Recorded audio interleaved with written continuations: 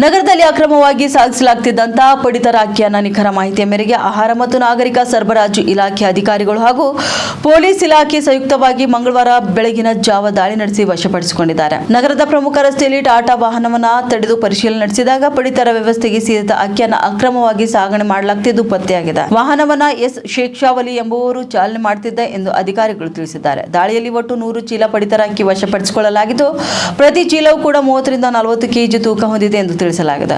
ಇನ್ನು ಒಟ್ಟು ಸುಮಾರು 37.50 ಕ್ವಿಂಟಲ್ ಅಕ್ಕಿ ವಶವಾಗಿದ್ದು ಇದರ ಅಂದಾಜು ಮೌಲ್ಯ 93,750 ರೂಪಾಯಿ ಎಂದು ಅಂದಾಜಿಸಲಾಗಿದೆ. ಅಕ್ರಮ ಸಾಗಣೆಗೆ ಬಳಸಿದ ವಾಹನವನ್ನು ಕೂಡ ವಶಕ್ಕೆ ಪಡೆದಿದ್ದಾರೆ. ಈ ಕುರಿತು ಆಹಾರ ನಿರೀಕ್ಷಕ ಎಂ ವಿಜಯಕುಮಾರ್ ಮಾತನಾಡಿ, ಬಡವರಿಗಾಗಿ ವಿತರಿಸಬೇಕಾದಂತಹ ಪಡಿತರ ಅಕ್ಕಿಯನ್ನು ಕಾಳಸಂತೆಯಲ್ಲಿ ಮಾರಾಟ ಮಾಡುವ ಉದ್ದೇಶದಿಂದ ಅಕ್ರಮವಾಗಿ ಸಾಗಾಣಿಕೆ ಮಾಡಲಾಗುತ್ತಿದೆ ಎಂಬ ಶಂಕೆ ವ್ಯಕ್ತಪಡಿಸಿದ್ದಾರೆ. ಇದಕ್ಕೆ ಸಂಬಂಧಪಟ್ಟಂತಹ ದಾಖಲೆಗಳನ್ನು ಪರಿಶೀಲಿಸಲಾಗುತ್ತಿದ್ದು ಆರೋಪಿಯ ವಿರುದ್ಧ ಅಗತ್ಯ ವಸ್ತುಗಳ ಕಾಯ್ದೆಯಡಿ ಪ್ರಕರಣ ಕೂಡ ದಾಖಲಿಸಿದ್ದು ಹಾಗೂ ಮುಂದಿನ ಕಾನೂನು ಕ್ರಮ ಕೈಗೊಳ್ಳಲಾಗುವುದು ಎಂದು ತಿಳಿಸಿದ್ದಾರೆ.